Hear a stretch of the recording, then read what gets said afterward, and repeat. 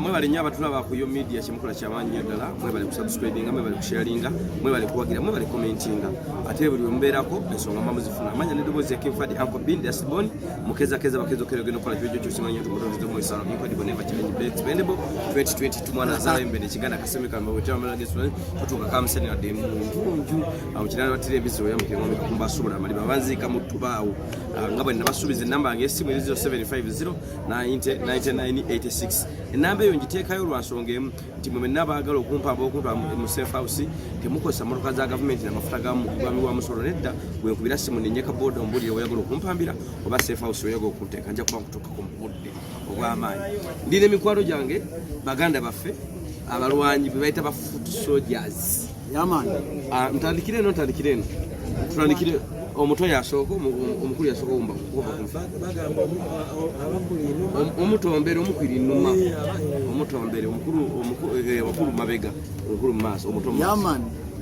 yo media mugamba mutya mwena abalabi baffe abalungi ba subscriber baffe abalungi abasharinga mwena abatambuza message yonna gye twataddeyo mwebale ennyonyongera okubeyanjulira ate omulundi ogusookedde ddala ono ku yo media it's your boy Sky Soldier Uganda, the youngest freedom fighter ever changed but never equal, the Charlie Mpake in Uganda. Nsonga kinaita Charlie Mpake ni Sky Soldier bali ntuma n'emyaka ena mama wange lwantuma kuduka ne nkubawo samana ngamba mwana goli Sky Soldier nya sale tuma bwetu mezade bange bali ntuma yaman Sky Soldier Uganda ate liri Kenny lyekikanoze lyeddiini banzalaka Kumiro district ewana Banja obwavu gye businga okuluma mu Uganda Nabanja mu Banyoro Bunyoro Kakumiro lwamata wita lwamata singo ochamira masode ntwetwe nagenda yeyo bali bandogerayo nga tugeze nona muogo ne bandogera mu organisirani ya munimire Nabanja yakuloga ate yali mukazi Nabanja yali Nabanja yenyini kweli tana fuka prime minister omukulu nawe tubuuzeko it's your boy Semanda Brian aka dictator 7 must go ndi mwana azalwa yebule Butambala abalabi baffe musubscribinge musharinge mucommentinge mutubulire sanse nyobera ku mukutu guno sebo siri musiramu Butambala bade bayo basiramu ananze navanye malani noshuka tuli wano tutudde mutunyumya mukukumbozi mubedala babadde atwa ku yo media batulaba ku yo media okulaba ensonga ate mu gwanga bezambula gwoli eyo ulira biwulire olumoli wa gwanga owagira naye tomanyi kiri kuki ground mu bulamu bwe tulimu mu Uganda bwe tulimu twagolinga okubeeramu okutambuza obulamu abamu ku baganda baffe bano nina likodi zaabwe abamu ku bakaawonawo kitakawonawo oba owulindiza mu kufa novaayo bufi Sky Soldier omuntu singa akola ku yo media kifaananyi kikyoyinza omuwa nga tetunagenda wala wali mu kalukomolo waliyo kyekyaliyo nga tetunagenda wala kubanga kiba kinawo kyekikyaliyo ekyali mu omolo waliyo kibaita injustice mu Luzungu oba obutali wenkanya butya nti nakyemalira Museveni ne ba bumulikabe bagezaako okufutyanka akalulu k'abantu ne bakajja mikono gy'abantu ne bakaza mikono gy'emmundu ne bakaza mikono gy'amagye batya nti olunaku first day nga bakalangira nti bagenda kubeera elections bayiwayo battalion namba bayiwayo security uganda yonna okuli iso fuso taso miso wiso tuso taso kitongole kya sirimu ulira nakyemalira Museveni kye yakola kiri eki yakwata buli linnya lyawulira n'alifula security organ fuso taso miso wiso giso ne maso zonna yazikwata n'azifuula security organ kati bwe bawulira nti mbalangirire nti oli the light honorable nga amaze okuva mu bulamu bw'ensi eno bayiwayo buli kakica yenna abawanvu n'abampi abato n'abawanvu omuntu akola ku yo media ayinza okubuuza gwe omuntu wende Kampala momolo wali ononyeyo nali nonyeyo ensonga eri bweti mu constitution ya Republic of Uganda article 23 egamba every Ugandan have a freedom of movement from one place to another era nali ngenzonga mu Uganda akiriza mu nkyukakyuka nali ngenzonga mu Uganda akiziba constitution okutambula constitution empedde mu article 23 go nali ku yo media ojja kubikwa constitution yo obata jina uyagenda ku Google tekemu article 23 of the Constitution of Republic of Uganda ojja kubola bensonga kinali nyenzo omolo nga mu Uganda representing kubanga mu constitution ya Uganda era mu article 18 ekuwedde emberwanira regarding constitution ekuwedde emberwanira ensi yo kubanga batalwanira ensi yo obolide mu nsi yo olukwe era obogenda kusibwa kubanga obolide mu nsi yo olukwe bagenda kugulako omusango gw'okulya mu nsi yo olukwe gowona otyo obutasibwa omomolo ekyamponya obutasibwa oba oli mmolo Ekyaponya obutasibwa nze dictator Museveni ne ba puppets be nze mbamanyi endya n'ensula ne bakola nabo anti be ba puppets bakola nabo puppets ziba zikozesebwa anti era bakozesebwa kubanga tobalaba balinga disposable bamala bakozesa ne bafula kye baagala nga basuula eri sogedde bubi kyekituufu kubanga amazima abamu batyo ogwogera bino ebigambo byange wanga byange Sky Soldier Uganda kyali mpa Kenny kitegeera bigambo byange ono tokwatibwa momoro ekyaponya okukwatibwa abasajja munnange bajja baali basatu nga baze kunkwata nga basindikirwa omutemu na kyemalira Museveni abula olwatuuka nga mumanyize ndi Sky Soldier erinnya saali etuuma obula babuuza nze mwenyini gwe babuuza we are looking for this do you know this gentleman kifainga tijibote balina magezi gala baki anti munnange byebo omunyankola agamba omufuba musigana ate bandinzire nti omufuba mulese atagamba anze baninze munnange nenga bamulesa dda kati kibebe abasirikale bajja okumbuuza bajja kukwata ne bajja n'ekifaananyi ekyange ekineebuuzisa twagala ono yennyini omutulabiddeko ne bagamba anze mumpe ttaano za boda tuuke wali mbakubira esimu balagirire bwe bampa ettaano za boda nenya ne ngenda eggulu nenzire Kampala ne mbagamba Sky Soldier oba oli mulogo siri mulogo ate baneebulemezi balogo nedda si balogo wabula ffe National Platform of People Power tulina enzikiriza egamba nti Katonda ali kusaidi yaffe amateeka gali kusaidi yaffe ne bannayuganda bali kusaidi yaffe kati abo kabe basindisa okukwata kwasigenda batulamanya bayinza obbasiba be basindika okunkwata omu yajja before ng'akulembedde n'agamba agenda kukwata naye weebereremu lwaki mane ŋŋamba nikozesa kye bayita Robert style nenkyusa ze nali nyambadde nendekako engoye endala zitagenda kwogera kye bayita Robert style asajja ne mbayitamu kitegeera kye batubala tubabala bino bye bakola mu Bible mu Ecclesiastes makanyirirako okuna mpaka ku naye abana baba kiki mutamanyi mumanyi semateeka mumanyi Bible mumanyi constitution mumanyi Bible twagala buyinza we are moving a dictator twagala kubanga ffe tulimanyi endya n'ensula tumanyi bannayuganda nti banyigirizibwa tumanyi bannayuganda nti babibwako amataka gaabwe tumanyi bannayuganda nti batulugunyizibwa tumanyi bannayuganda nti basula byonna tubimanyi ensonga lwaki twagala tugende mu buyinza tukole ebyalema nakyemalira Museveni ku myaka 4 gye yakatulira mu buyinza Sky Soldier yesebo ogera amazima buli mu byabako n'ekirungi yesebo sitaani singa teyakoma Yuda singa tetulina Christmas oba singa tetulina Easter yesebo Museveni kirungi kikyomulabamu anti wabeerawo waliwo ebintu bibiri waliwo omuntu okola ekirungi ate n'okyonoona ku ssaawa esembayo n'oyala obuliri n'oba n'obufukako nti oyinza okwala obuliri bulungi oba n'oyiza olugoye nga lwera obulungi ate n'olwanika ku kisiriiza oli mwana muto Museveni yanoneza kuba kati gwozadde ku mulimu gwa Museveni otandise otegeera Museveni amaze okukola ebirungi oba ng'ali mu kukola birungi oba ng'ali mu byonoono example yino nze ndi musajja musomi wa history era nali n'emyaka ena nga nsoma history nga nsoma byayita byebayita ebyayita omusoga byayita ebyabita nali nsome ulimi ndumayo kuba I'm a Ugandan I present Uganda wherever you are kati bwe nasoma nti Idi Amin dada yali munnamagye nazimba Kabamba nazimba Makindye nazimba Zibalakisi Zigulu nemanya oyo yakola kino nensoma ku musajja gwe bayita Apollo Milton Obote yazimba Zimulago nazimba Masindi nazimba Butambala nazimba amalwaliro gonna okitegeera ti yali musawo nensoma ku musajja gwe bayita nakyemalira Museveni omuyeekero omukwasi w'abakazi nti raping oba arresting rapist kikino nkuleetera nti yajja mu buyinza Sky Soldier bw'obula olina Robert style naye nze ate nze ekundi lyange disoko anti nkugambye bino byogera nga Sky Soldier singa gwe abatwala ku yo media siri mutitiizi siri mutitiizi wekiri naye ate siwaayiriza zesoga kyesinako bujulizi anti zebambu linako ngaligwenaka kafukinze sibulinako ako ina omulala gweyogera kugenda maaso njogera kuna kyemalira tata wa Kaine Rupama kati oliye Kaine Rukaba erinnya balyetuma bwetumi kati ate ekijja kyabwe ekiri luddawa jjajjawa bwaliwa oba bamanyi nnyo kikino ti Museveni yajja mu buyinza ngatta abantu bannayuganda abawera akakadde kalamba baafa mu kujja kwe nti ye azze atta abantu nti ne byakola byonna n'essawa ya leero abantu bakyatemulwa nga bwe nkugambye nti oli yajja nga musawo nagamba engeri gye ndi omusawo kanzima amalwaliro kati ono naye yajjanga mutemu nagamba engeri gye ndi omutemu kantemula abantu gundiyo ebintu byabadde okola emabega ne baba otuse mu America byobokola bwenva Uganda nga nwanirira ddembe ne bangenze USA ne bangenze Netherlands mbalina okusigala nga nwanirira ddembe wabula bwenva Uganda nga ndi greedy barbarian era ne bwenatuuka mu senda ngenda kusigala ndi greedy segera Sky Soldier abamu benawulirako abamu kubonga sibagamba gwe nga bagamba balala nti waliwo abaana abamu abanno babapibokwawo nga bavaayo yiwawo omubiri batire bafune ogende ebweru bafune asayiramu kyofa owuli oyagalayo omuntu omukala akuyite oba ogende mu England oba ogende Canada. Sawa ya lero nze Sky Soldier nze nakula nina ekiroto kimu kyakubeerako president wa Uganda eno wabula tijaswatukirira kitya nti bazadde bange tebalina school fees bulungi amalanzi okusoma ekyokubiri nti ensi gye nalimu nakula ntisibwa nakyemalira Museveni nga ndaba yekayekayi president naye wabula zali olunaku Robert Kyagulanyi Ssentamu lwe yajja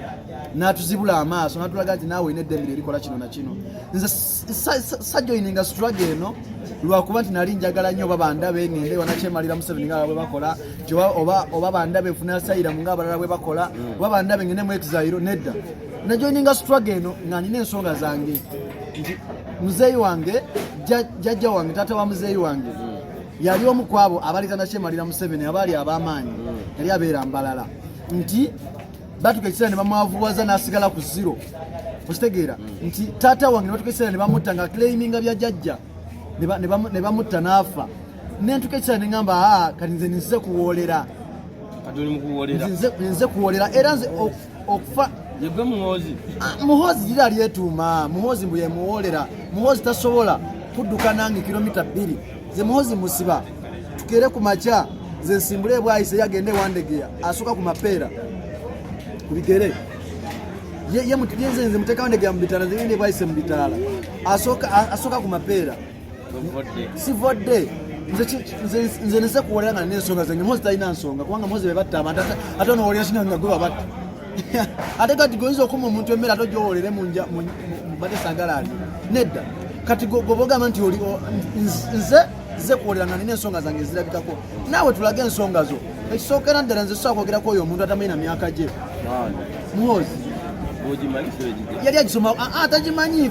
tewali agimanyi kubanga yali agisoma ku simu bwati ngagamba today I have made I think nga lowooza mbu awezeza emyaka 48 tamanyi na myaka gye ate n'ekirala yavudde nakola statement ku Twitter n'agamba mbu ye abantu bamugamba mbu jangu wesimbewo muwabula ye tayagala nnyo okwesimba wabula mbu ayagala representinga generation ye bwe yayita Geno Muhoozi yeyita bweyisi Geno Muhoozi nina mukwano gwange ali mu ggwanga lye bayita UK bali mu training yemu n'oyo Muhoozi wabula training esemba era ya nnaku 4 Muhoozi yakikwama ennaku 7 nakutuka akatibba nadduka nadduka eyo tata mu Uganda nagamba daddi sijasola training kati estabi tabeera Geno kubanga teyamalako training tetulina ebyafaayo kati message gyemuwa munnange nti bw'oba ogamba nti olwanira generation yo omuntu w'emyaka 48 aba buzeeyo emyaka 2 abeere mu retirement kati eno generation munnange siiyo ng'obuzeeyo emyaka 2 owummule mu mateeka mu constitution ya Uganda bw'oba osavinga government olina okuwummula mu myaka 5 bw'oba okoze nnyo kati ye Muhoozi bw'aba alowooza nti agenda kuvayo akuntiba ya Uganda abalimba nti bannange I'm trying to rescue your generation. Which generation you talking about? Obe emyaka 5 edini y'obusiraamu musulati jinni etugamba nti omusajja yenna mu bulamu muno awangala emyaka 65 bamala emyaka 65 abeera mu bonus okitegeera sano Sky Soldier alina emyaka 2 mbuza emyaka 45 kati ngojjeko ebigwa tebiraze mbuza emyaka 45 mu maaso jenina promise jenina emyaka 45 kwange dini ekyogera sazino nakyemalira Museveni nga ye ali mu bonus wake salwa abala okitegeera kati ne Muhoozi jadda kubanga myaka 5 mu constitution ya Republic of Uganda babo serving government olina okuwummula kati yagamba bwala talwanira generation yaffe eyo simple logic buuzako kwoyo mayo omulala Brian basemba okulabako wali luwuuka nga poliisi ekusitulanga ekiwuuta ekijje Kasenyi okutwala enalufeenya olunaku lwenzemu okulaba olunaku olwo bwe twava eruuka era twayingira Masaka ne tuvaayo nga General Museveni oba Dictator Museveni amaze okutta muganda waffe Franka Senteza bwe twamala omuziika ne tugenda e Kalangala. Yes, kubanga the evidence is there. Patulo ya maje military nti mulinya ati amaje goboine vuna ata amaje gali agadumira abagatumye amaje tegava bagatuma nti omumutte amaje musemateka wa Uganda wadde tetulina mateeka amaje tegayina kudda ku nguudo oba kutambula mu bantu sasa amaje gegatambula lesekase nakuzina ekyo nakyo tukivumirira era tongera obategeeza bannayuganda nti kati buvunanyizibwa bwamwe gwe munnayuganda kimenya amateeka kimenya semateeka kijjako omuntu eddembe ery'abantu tulina tambulira mu magye ekyo mukimanye era buli munnayuganda ayita mu kibuga Kampala n'osanga amagye military nga batambula bakalakala n'emmundu amagye galina kuuma borders za ggwanga amagye galina kulwana n'abalabe ba ggwanga Uganda which means amagye gaba gali mu kibuga kitegeeza gwe munnansi wafuuka dde omulabe w'eggwanga lya ate si ky'oba olina okukola amagye gakuuma omulabe wa ggwanga galina beera ku borders boda ya Uganda na Congo boda ya Uganda na Rwanda boda ya Uganda oba bannansi mu Afrika balabe b'eggwanga nanti kyembadde nkugamba nti gwe buli munnayuganda ayita e Kampala n'olengera military nga batambula bakalakala n'emmundu bali mu byambalo wafuuka mulabe wa ggwanga therefore olina ovaayo ne weerwanako ng'obudde tebunnaba too late olina ovaayo kiki oyita okwerwanako munnansi okwerwanako kiri mu ngeri nyingi oyinza ovaayo ne weerwanako ng'ositula eddoboozi lyabo abatasobola kusituka naye ate tulina omulwanizi w'eddembe yatugamba omulwanizi w'eddembe bamuyita Malcolm X yatugamba nti waliwo akaseera we katuuka ng'onyigiriziddwa bakuziza ku kisenge n'ovaayo oli bwakuba eŋŋumi nawe n'okola ki n'omuddiza ŋŋumi ne baŋŋumi kati akaseera bannayuganda kitulimu ŋŋumi lwa ŋŋumi akukubye ejjinja mukuba ejjinja jinja akubye tiyagasi ng'okakwata era bulijjo akubye essasi ate essasi akubye essasi ebbanga lyonna bazze bakuba abantu amasasi awo katutuukewo mpolampola ebbanga lyonna amagye gaze geyambisa ebyokulwanyisa by'eggwanga ngakwata amasasi ngagakuba bannansi naye ekyo bakikola mu butamanya kyova olaba mu struggle z'abalwanyisi b'eddembe nyingi nnyo ekiseera kyatuuka abanyigirizibwa ne beekyawa nga bwe tulaba Nelson Mandela yalina ukoto usiziwe eyo yali group yali pressure group y'ekibiina kye bayitanga ANC African National Congress nga bw'ojja n'okola ataaka ku muntu yenna nga nabo bakolako ataaka bwe kityo bwe kyabanga so omuntu bwe tuba nga tuli mu ggwanga lino Uganda munnansi amagye galina bangamu kumabukuumi naye olwokuba tuli mu dictatorship seba ebyo tebikyakola bannansi ke kaseera muveeyo mwewaneko bwe tugenda amolo kulikayo amolo navaayo nebyaliyo oba wate wagenda watya naliyo nakuuma ku polling station bagita apololiyo nakola mutya of course Tango Doi yajja ng'aleeta pikapu z'abantu ng'amala bawa ssente nga webatipinga ekiseera kyatuuka n'ebifaananyi nabikuba abasirikale ne bajja nga banoonyenze nga egema nabeeta yabakubidde MP w'ejjinja yabakubira n'abagamba wano waliwo akavubuka nga tulemisezza okudda obululu baabyogera mpulira nti gwayo kati afuuse problem gye tuli kubanga nze ku polling station gye ndiko erondebwako abalonzi abikumi gye naliko yali erondebwako abalonzi 365 abalonzi 118 be basobola olonda naye ng'ennamba endala bagireetanga kutiikinga Todongo oba Tango Doi ye yabavuga era naye ebifaananyi by'embiina okuwona obutankwata bwe bakuba essimu bwe bati baatulongejja era abasirikale nabo balina nabakuba kati bwejja nga batandika okubuuza nti nabeeta omuvubuka gw'abadde ayogerako wano yabalemeseza otekenga obululu yaliwa babuuza mpulira kubanga nze omolo nali nakampingayo wekibiri nga njiza olukyoli n'olulango babuuza mpulira nenekubira essimu nenjisa wano ngongera ebifaananyi neyongerayo benyingira mu kava kubanga polling station eyo eri eyo gye nakuumako yali mu nsiko nga kyeragirawo lwatu nti gye babbira obululu kyeragirawo lwatu nti obubbi bwaliyo bungi nnyo kubanga Simon Mugenyi byabakama byomu kubenyigira mu kubba obululu tumukwatiriza nga bava mu kasaka gye batingidde obululu naye yakyegigiramu mwennyini alina ne polling station yo yatuuka n'awulira omwana ng'ayogera Luganda n'agamba gwe kankube esimu bakunone wanonye ekyeno ne tumubuuza gwe wanonye ekyeno ng'oli weeno mbunze nze nkulira akakiiko k'ebyokulonda ne tumugamba mu disitulikiti eno teri yakulira akakiiko ka byakulonda agenda alangirira kyogamba gwalina ova e Kampala egyolangirira ebyomolo so ne tubeera nga Uganda nze nyongera bakubiriza tulina kwetaasa twenunule twerwaneko tugobe nakyemalira tugobe omutemu omuyekera pozi obadde okyayogera ku byaeruuka abasirikale nze nkyabanoonya era nagenda akakiiko k'eddembe ly'obuntu ka Uganda Human Rights Commission ne bangoba nga bagamba sina evidence waali ebbanga emisango tegivunda bwemba nemedde ofuna obwenkanya ku mulembe gwa Museveni ndi bufuna ku mulembe gwa Kyagulanyi abasirikale mbayina abankolako effujjo ne bankulula ne bamenya omugongo nenyena ne wamongo nga muvunaana okugenda nga amonkera bannayuganda abattiddwa ligimu eno eya Museveni abattiddwa military n'avaayo n'atandika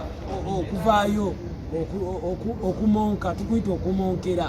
n'amonka naye ng'ebifaananyi weebiri bannayuganda bali makomera bangi nnyo ekitali awajjudde wati eri omuganda wange jjo bamulese mu kooti y'amagye nga bamugambye kkiriza nti twakusanga oyambadde ebyambalo by'amagye tukutye naye ng'ebyambalo by'amagye bye bagamba kwe kwambala people power attires ze bamuteekako ne mukubira ne mugamba bwe baba bakukkirizisa nga batuuse ne ku serikuleeta mu kooti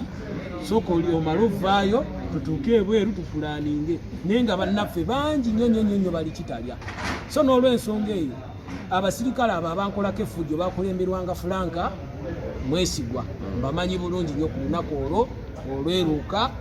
ne bankolako effujjo ne bampalula ne banyambula ne batwala ssente zange n'ebintu ebirala bingi nnyo bwe mba sifuje bwenkanya ku mulembe guno nja bufuna ku mulembe gwa Kyagulanyi emisango givunda kankubuuze Brian bukya mwenna kibuuzo kigendamu bukya mutandika struggle eno oba mugiyingira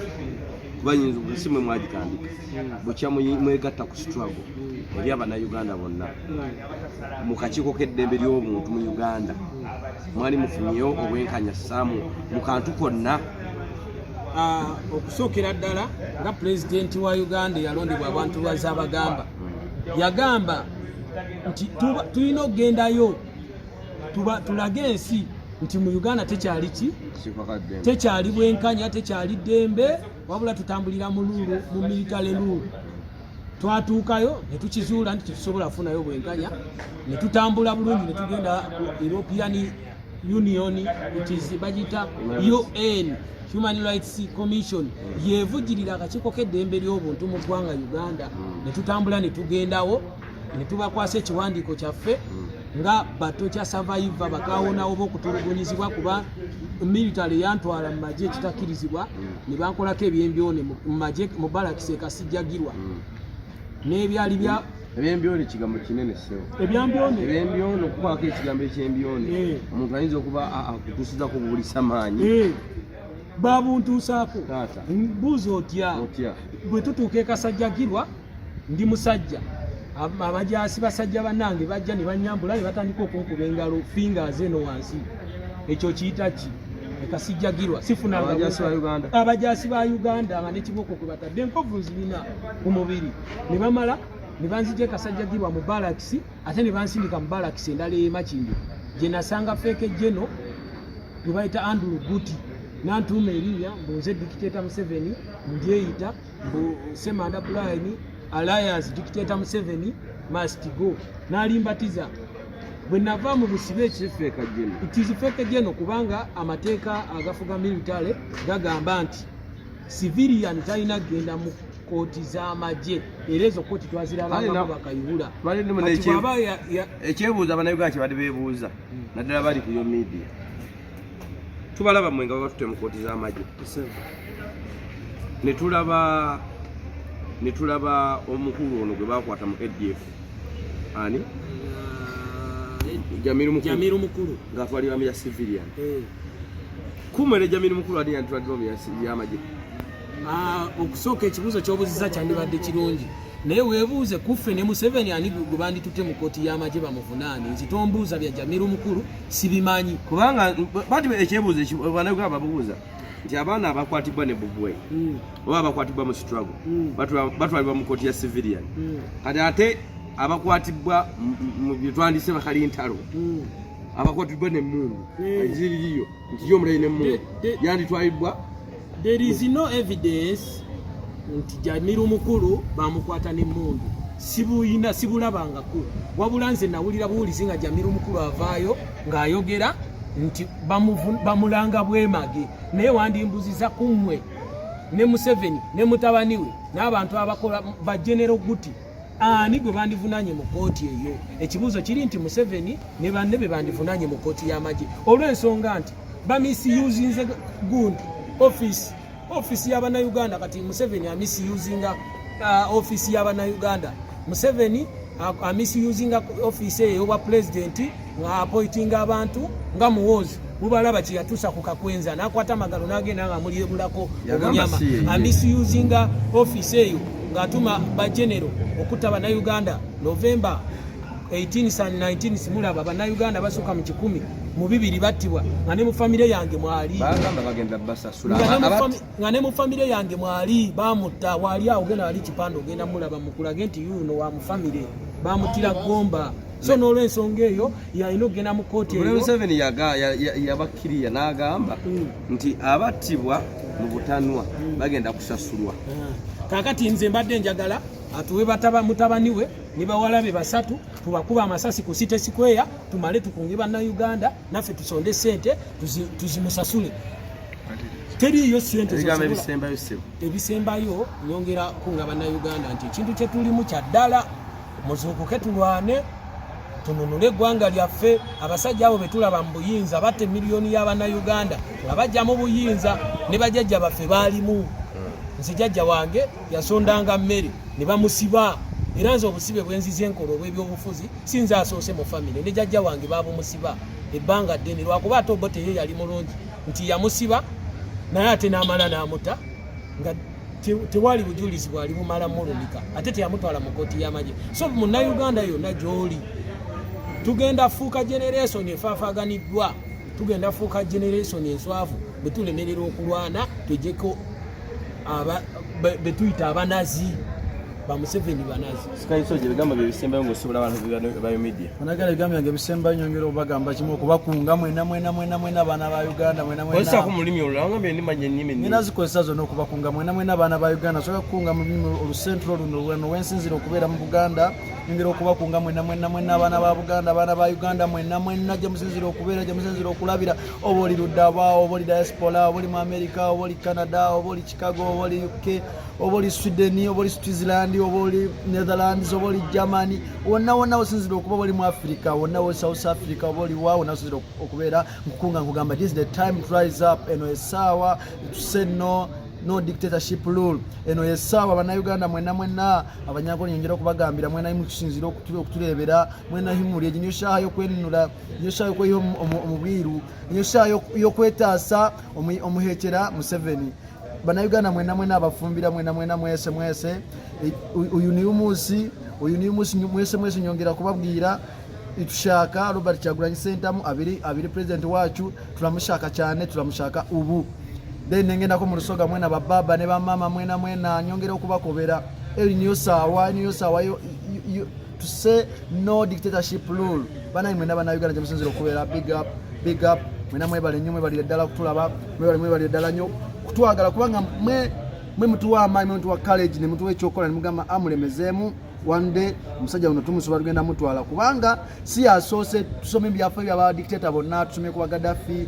tusome kuba Bashiri bonna ba dictator bonna baali beeyita ng'ono kyatali kubanga Gaddafi yali w'amaanyi nga ne babajja mu Uganda network zivaako internet nevaako ne bagisalako amasanza ne gavaako ne sawa zinaaliwo abamutanga mu biwa boda kati nakyemalira Museveni olowooza yani batabani ba Gaddafi bonna baali b'amaanyi naye bali luddawa batabani ba Bashiri baali b'amaanyi batabani ba Kabila baali b'amaanyi naye bali luddawa saawa zino kyembagamba saawa Bannayuganda temugwamu ssuubi kubanga ensobi eriemu mu nsi eno mu bulamu mu lifetime kasita oluzinga hope ebintu byonna babikufiiridde bibi mwemwe n'ababadde baweddemu essuubi mbagamba musituke tutambule if you can't fly at least